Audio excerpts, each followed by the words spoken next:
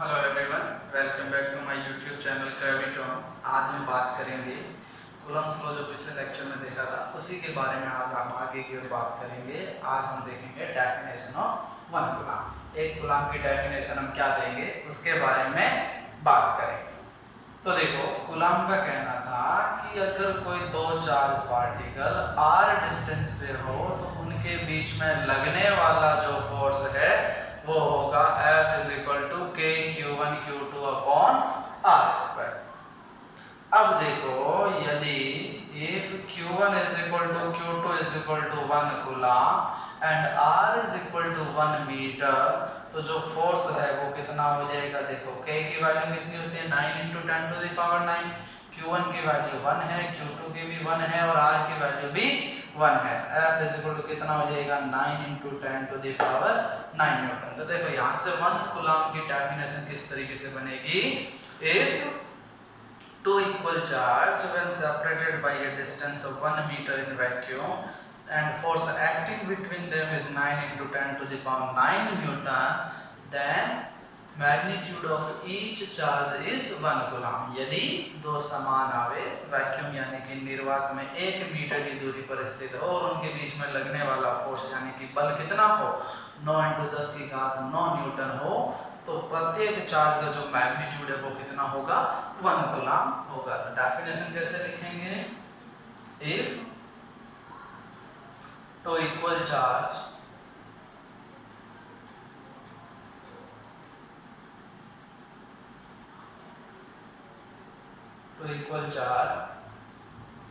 separated by a distance of 1 meter in a vacuum and force acting between them is 9 into 10 to the power 9 newton, then magnitude of each charge is 1 coulomb. मतलब दो equal charge जब vacuum के अंदर 1 metre के distance पे रखे हो तो और उनके बीच में लगने वाला force 9 into 10 to the power 9 Newton हो, तो हर प्रत्येक चार्ज का ईच चार्ज का जो मैग्नीट्यूड है वो कितना होगा 1 कूलम्ब होगा। तो ये हमारी सिंपल सी डेफिनेशन हो गई, इसकी 1 कूलम्ब की डेफिनेशन हो गई। अब हम बात करेंगे आगे, इंपॉर्टेंट टॉपिक है Coulomb's law in vector form. Vector form के अंदर कूलम्ब्स लॉ को हम कैसे डिफाइन करेंगे, तो उसके लिए देखो, vector form of Coulomb's law, Coulomb's law की वेक्टर फॉर्म क्या होगी। तो देखो कैसे उसको, यहाँ से एक इंपॉर्टेंट चीज पता चलेगी हमें कूलम्ब्स लॉ के बारे में। तो देखो, सपोज एक्स वाई प्लेन के अंदर दो चार्ज पार्टिकल है Q1 और Q2। Q1 का पोजीशन वेक्टर है R1 और जो Q2 है उसका पोजीशन वेक्टर है R।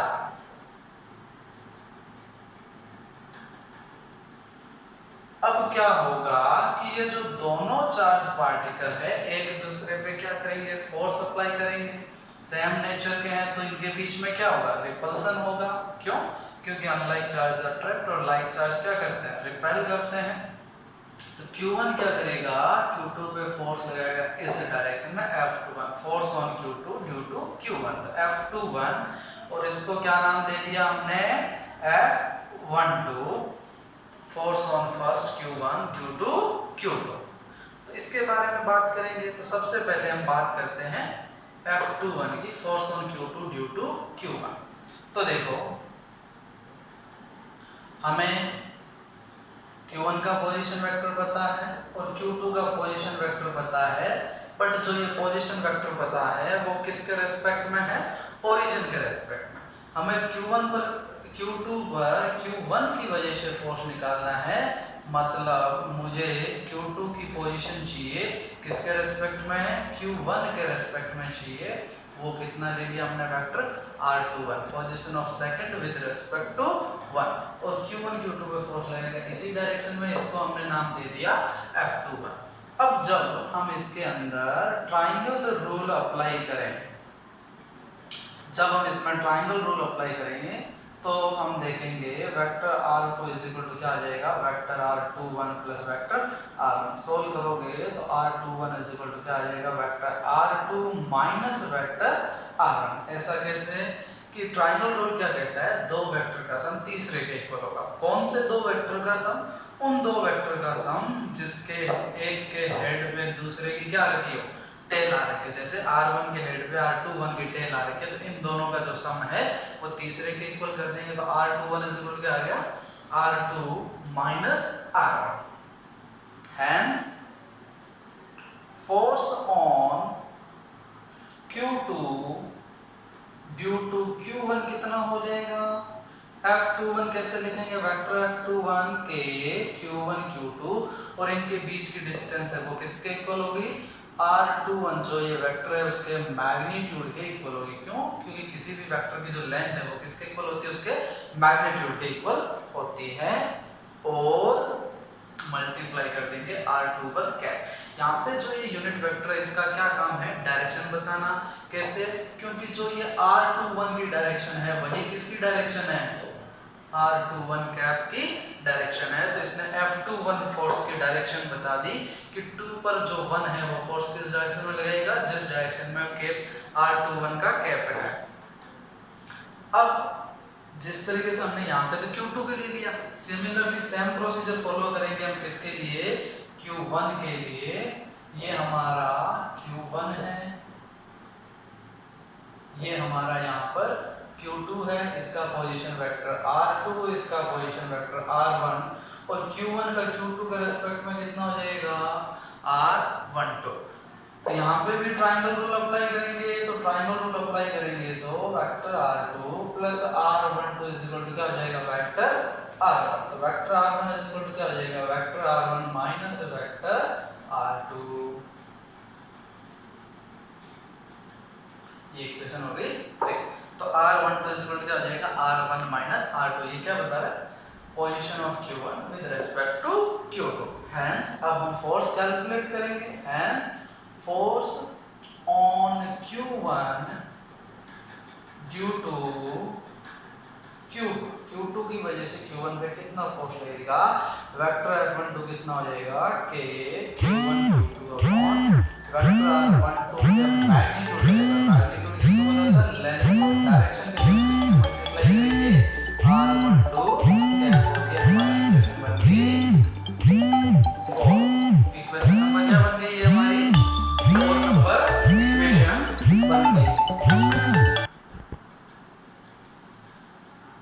ये हमारी इक्वेशन नंबर क्या बन गई, 4 नंबर इक्वेशन बन गई। F12 इज इक्वल टू क्या हो जाएगा, K Q1 Q2 upon square of magnitude of vector R12 multiply by R12 cap. अब देखो यहाँ से हमें एक चीज पता चलती है कि R21 का कैप जो है माइनस के R12 कैप के इक्वल है, क्योंकि दोनों की डायरेक्शन क्या आ रही है, अपोजिट आ रही है। जो R12 की डायरेक्शन है वही किसकी होगी, R12 कैप की डायरेक्शन होगी। तो देखो R21 और R12 कैप की डायरेक्शन, दोनों की डायरेक्शन क्या है, इक्विवेलेंट। दोनों की डायरेक्शन क्या है, अपोजिट। मैग्नीट्यूड में तो दोनों का मैग्नीट्यूड वन है, तो मैग्नीट्यूड में इक्वल है, डायरेक्शन में कैसे है, अपोजिट। मतलब F21 जो है वो इक्वल होगा माइनस के F12 के। मतलब दोनों फोर्स जो है वो मैग्नीट्यूड में इक्वल होंगे, but there will be opposite in direction. मतलब जितना फोर्स Q1 Q2 पे लगाएगा उतना ही फोर्स Q2 इस पे लगाएगा Q1। हेंस हम क्या बोल सकते हैं, Coulomb's law follows Newton's third law of motion. Third law of motion को फॉलो करता है, उस पे बेस्ड है। थर्ड लॉ ऑफ मोशन क्या कहता है, every action has equal and opposite reaction. मतलब जितना Q1 Q2 पे फोर्स लगेगा ठीक उतना ही फोर्स Q2 किस पे लगाएगा, Q1 पर लगाएगा। Every action has equal and opposite reaction. तो ये हमारा क्या हो गया, vector form of Coulomb's law. यहाँ पे तो पहले हमने Q2 की बात की है, इसमें हमने किसकी बात की है, Q1 की बात की है। तो इसके बाद हम अब कुछ चीजें जो कूलम्स लॉ से जुड़ी है, कुछ फैक्ट, उन फैक्ट के बारे में बात करेंगे। वो फैक्ट क्या क्या है, ध्यान से सुने, इंपॉर्टेंट है और वो बेसिक फंडास के लिए जरूरी है। तो देखो सम इंपॉर्टेंट फैक्ट्स। पहला फैक्ट क्या कहता है,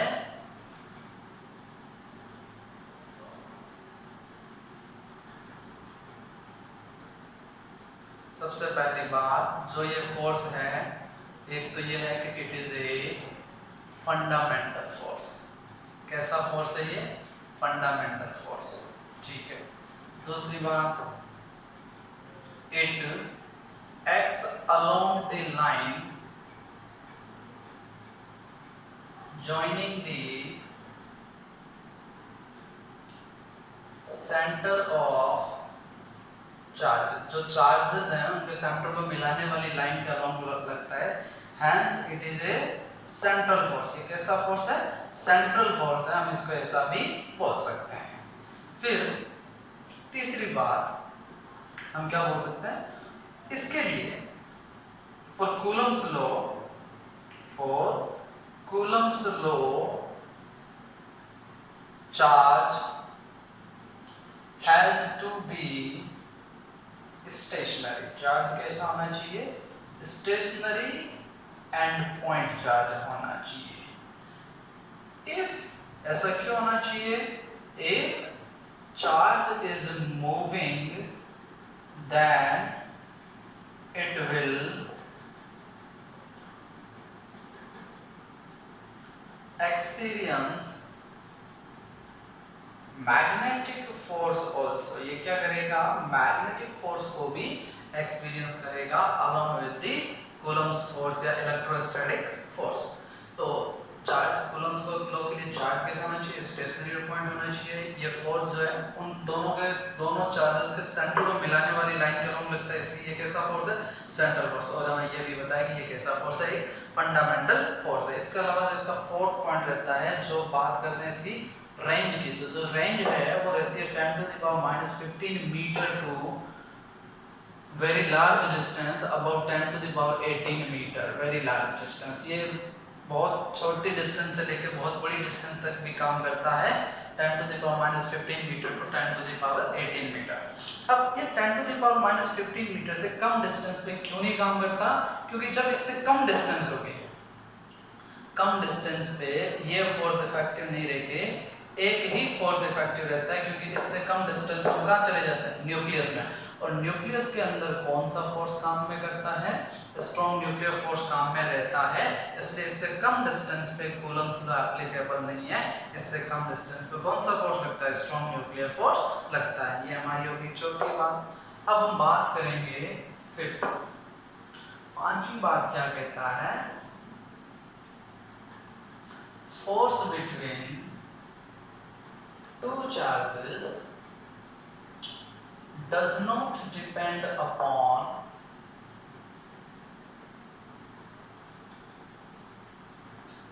the presence of third charge, does not depend upon the presence of third charge. दो चार्जेस के बीच में लगने वाला फोर्स किसी तीसरे चार्ज की प्रेजेंस पे डिपेंड नहीं करता। सपोज ये मेरा Q1 है और ये मेरा क्या है, Q2 चार्ज है, और तो इन दोनों के बीच में लगने वाला फोर्स कितना होगा, K Q1 Q2 upon R²। अगर मैं यहाँ पे Q3 बिठा देता हूँ तो इन दोनों के बीच में लगने वाले फोर्स में कोई फर्क नहीं रहेगा, इन दोनों के बीच में तो यही लगेगा। हाँ, नेट फोर्स में अगर मैं सिर्फ एक पर्टिकुलर बॉडी का नेट फोर्स पता करना चाहूँ तो उसमें जरूर वेरिएशन आ जाएगा, बट इन दो बॉडीज के बीच में लगने वाले फोर्स का, Q1 और Q2 के बीच लगने वाले फोर्स पर Q3 का कोई इफेक्ट नहीं रहेगा, और Q1 और Q3 के बीच में लगने वाले फोर्स पर Q2 का कोई इफेक्ट नहीं रहेगा, Q2 और Q3 के बीच लगने वाले फोर्स पर Q1 का कोई इफेक्ट नहीं रहेगा। तो ये हमारी कुछ बातें जो कूलम्स लॉ से रिलेटेड है वो जरूरी है जानना।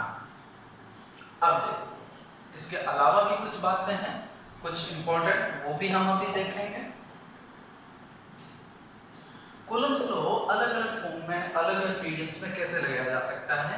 तो पहला पॉइंट, जब दो चार्ज Q1 और Q2 आर डिस्टेंस पे क्या हो, वैक्यूम में रखे हैं, तो इनके बीच में जो लगने वाला फोर्स है वो कितना होगा, 1/4πε0 Q1 Q2 upon are square. जो ये वो वैल्यू है वो किसकी है, K की वैल्यू।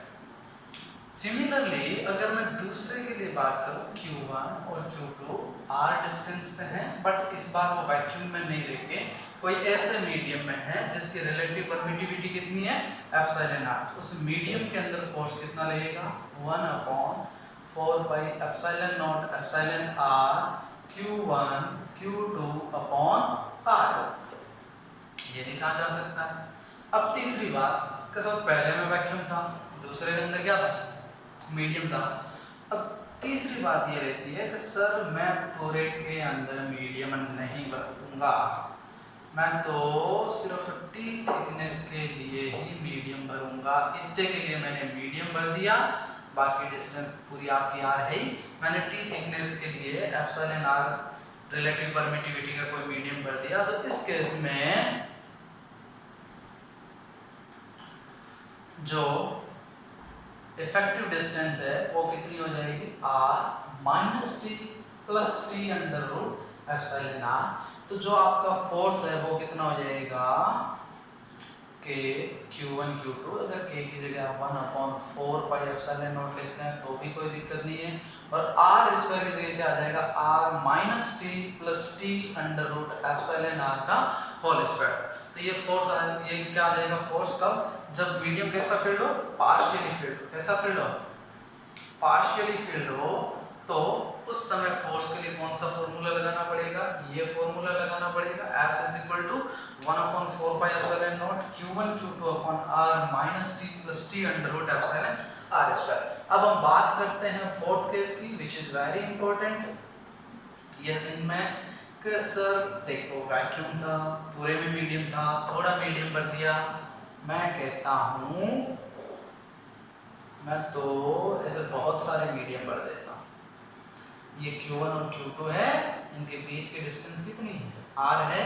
मैंने यहाँ पर T1 थिकनेस के लिए एप्सिलॉन R1 मीडियम भर दिया, T2 थिकनेस के लिए एप्सिलॉन R2 मीडियम भर दिया, T3 थिकनेस के लिए एप्सिलॉन R3 और T4 के लिए एप्सिलॉन R4। इस तरीके से मैंने n मीडियम भर दिए। अब फोर्स कितना होगा, उस केस में जो फोर्स है वो कुछ इस तरीके से दिया जाएगा, 1/4πε0 Q1 Q2 upon T1 under root epsilon R1 plus T2 under root epsilon R2 up to Tn under root epsilon Rn का होल स्क्वायर। कुछ इस तरीके से आपका जो है वो फोर्स दिया जाएगा। तो जो इफेक्टिव डिस्टेंस है वो इस तरीके से वेरी होगी। तो ये फॉर्मूला बन जाएगा F = K Q1 Q2, और इसको जनरल फॉर्म में लिखो तो sigma I = 1 to n Ti epsilon under root epsilon Ri का होल स्क्वायर। ये क्या हो जाएगा हमारा, इस पर्टिकुलर मीडियम में ये हमारा जनरल फॉर्मूला हो गया। ये सब जगह अप्लाई किया जा सकता है, सब जगह। मतलब अगर इसमें सिर्फ वैक्यूम होता तो वैक्यूम के लिए एप्सिलॉन आर की वैल्यू होती है 1 1 का अंडर रूट 1, तो वापस आर स्क्वायर बन जाता। कोई मीडियम है तो वैसे भी करके रखा जा सकता है। तो कूलम्स लॉ चार अलग अलग तरीके से, सिर्फ वैक्यूम में, सिर्फ मीडियम में, वैक्यूम और मीडियम कॉम्बिनेशन हो, या कॉम्बिनेशन ऑफ मेनी मीडियम्स हो, तो किस तरीके से होगा, वो सारी वैल्यूज गिवन है। और अगर इसमें बीच में कुछ खाली पोर्शन भी दे रखा है तो r माइनस में ये चला जाएगा, वो इस तरीके से इसको भी सॉल्व किया जा सकता है। तो ये चार अलग अलग केस हो गए। Thank you very much. और अब इससे जो हमारा नेक्स्ट लेक्चर होंगे, उन लेक्चर्स के अंदर हम कूलम्स लॉ पे बेस्ड डिफरेंट न्यूमेरिकल सॉल्व करेंगे। किस तरीके से न्यूमेरिकल को अप्रोच करना है, कैसे उसको सॉल्व करना है, उन सब चीज़ों के बारे में बात करेंगे। Thank you. Please don't forget to like, share, subscribe, and whatever thoughts you have, put it into the comment box. Thanks again.